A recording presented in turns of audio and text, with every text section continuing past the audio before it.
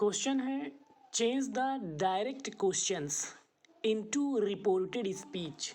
यानी ये जो क्वेश्चन दिया है, गैप फिलिंग दिया हुआ है, इसे हमें रिपोर्टेड स्पीच में कन्वर्ट करना है। कुछ नहीं, इन चार ऑप्शन में से एक फिल करना है, मतलब टिक करना है। MCQs टाइप के हैं, क्लास 10 स्पेशली क्लास 10 की ग्रामर है। क्वेश्चन नंबर 6 पे है और सैम्पल पेपर ग्रीन वर्ड से लिया गया है। तो रिपोर्टेड स्पीच तो आप समझते होंगे। रिपोर्टेड स्पीच मतलब इनडायरेक्ट स्पीच ना, आप जानते हैं डायरेक्ट और इनडायरेक्ट, जिसमें रिपोर्टिंग वर्ब और रिपोर्टेड स्पीच है। बहुत क्लियर इसके पहले जो वीडियो बना है, वीडियो नंबर 7 गैप फिलिंग का, उसमें मैंने एकदम क्लियरली बताया है। लेकिन फिर भी रिपोर्टेड स्पीच का क्या मतलब है according to specially this video.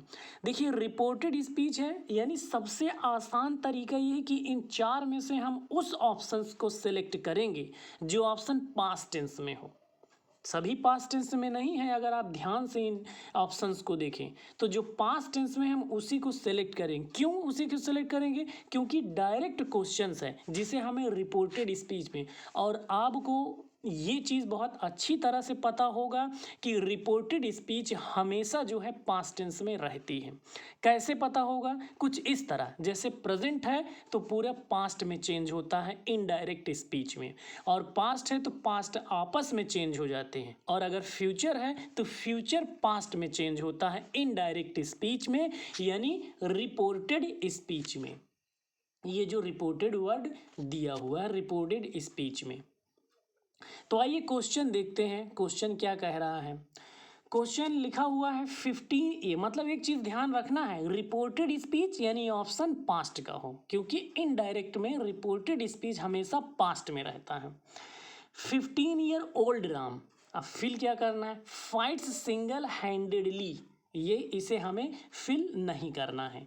क्यों नहीं फिल करना है? क्योंकि ये पास्ट में नहीं है, रिपोर्टेड स्पीच का रूल टूट रहा है। फॉटेड नहीं होता है, फाइट फॉट होता है, लेकिन फॉटेड नहीं होता है, तो इसलिए ये भी सही नहीं होगा।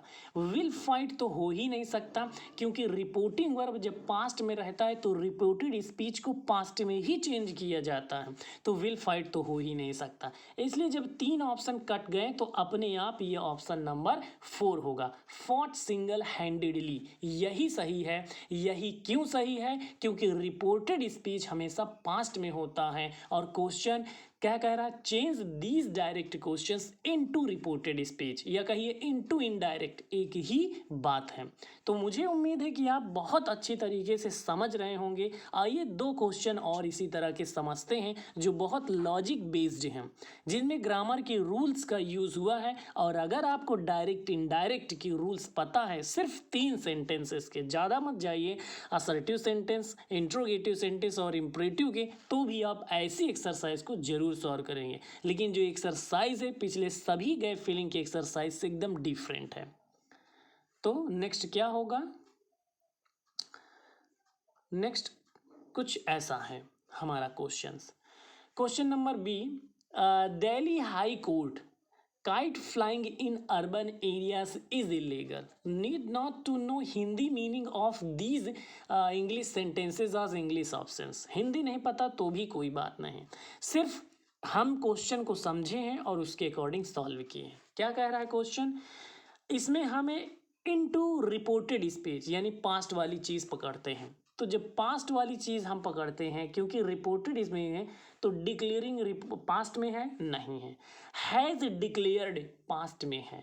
अब आप कहेंगे हैज़ तो प्रेजेंट इंडिफिनिट, प्रेजेंट का परफेक्ट है, लेकिन वर्ब की थर्ड फॉर्म तो है, तो हमें वर्ब की थर्ड फॉर्म का ही यूज़ करना है, यानी सेकेंड है। कोई कंफ्यूजन नहीं, डिक्लेयर्ड दैट नहीं होगा, और विल तो होगा ही नहीं किसी कीमत में। अब आपको एक कंफ्यूजन हो सकता है, डिक्लेयर्ड पास्ट में, इसलिए मैंने इसमें टिक कर दिया। जो थर्ड ऑप्शन है इसमें डिक्लेयर्ड दिया है तो इसमें टिक नहीं किया। इसे मैं बहुत क्लियरली समझाना चाहूँगा।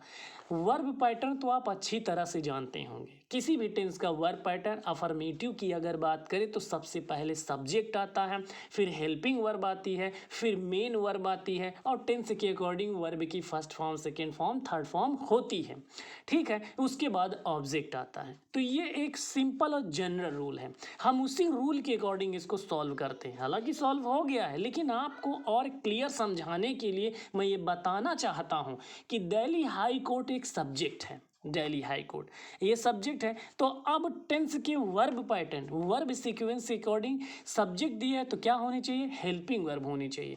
तो बाकी अब आप देखिए, डिक्लेयरिंग में कोई हेल्पिंग वर्ब नहीं, डिक्लेयर्ड में कोई हेल्पिंग वर्ब नहीं, और विल तो हेल्पिंग वर्ब तो है लेकिन फ्यूचर नहीं हो सकता, क्योंकि आपके क्वेश्चन में दिया है चेंज इनटू रिपोर्टेड स्पीच। तो रिपोर्टेड स्पीच पास्ट में होगा। अगर वुड होता तो एक बार विचार किया जाता, लेकिन तो भी नहीं कर सकते, क्योंकि वुड डिक्लेयर्ड, वुड के साथ फिर पास्ट हो, यानी दो पास्ट एक साथ नहीं आता है। It's a very basic rules of grammar, you know that, I hope. तो जाहिर सी बात है, हैज़ डिक्लेयर सब्जेक्ट हो गया, सब्जेक्ट क्या हो गया, दिल्ली हाई कोर्ट सब्जेक्ट हो गया। फिर हेल्पिंग वर्ब हैज़ हो गया, वर्ब की थर्ड फॉर्म, और दैट हो गया काइट फ्लाइंग। तो इस रूल के तहत इसे सॉल्व किया गया। कोई कठिन रूल नहीं जो आपको नहीं आता, मुझे पूरी उम्मीद है अब तक याद हो गया होगा। तो लास्ट और नेक्स्ट सॉल्व करते हैं। लिखा है a killer whale thrashed a trainer killing him. भैया क्या लिखा हुआ है इंग्लिश में, क्या हिंदी सब पे नहीं जाएंगे। Being a CBSE class students need not to know every English words Hindi. वैसे भी ये पॉसिबल नहीं है कि जितने भी इंग्लिश हो सबको हिंदी आती हो, लेकिन रूल की बात क्या है। चलिए फ्रंट ऑफ देखते हैं। फ्रंट ऑफ कोई वर्ड नहीं होता, इन फ्रंट ऑफ होता है, ठीक है। नहीं, ये प्रीपोजिशन नहीं, यहाँ एक प्रीपोजिशन जरूरत। एक चीज़ याद रखिए, क्या कह रहा है, अ trainer killing him a shocked crowd. वैसे सेंस तो आ रहा है, इसके सामने बिफोर दिया नहीं है तो फ्रंट ऑफ नहीं होगा। अगर मेरा एक्सप्लेनेशन ना समझ में आया हो तो पॉज करके फिर से सुन लीजिए। इन लियो ऑफ, लियो वर्ड का क्या मतलब, के बदले में, के स्थान पर। क्या सेंटेंस को पढ़ने के बाद ऐसा लगता है, नहीं लगता।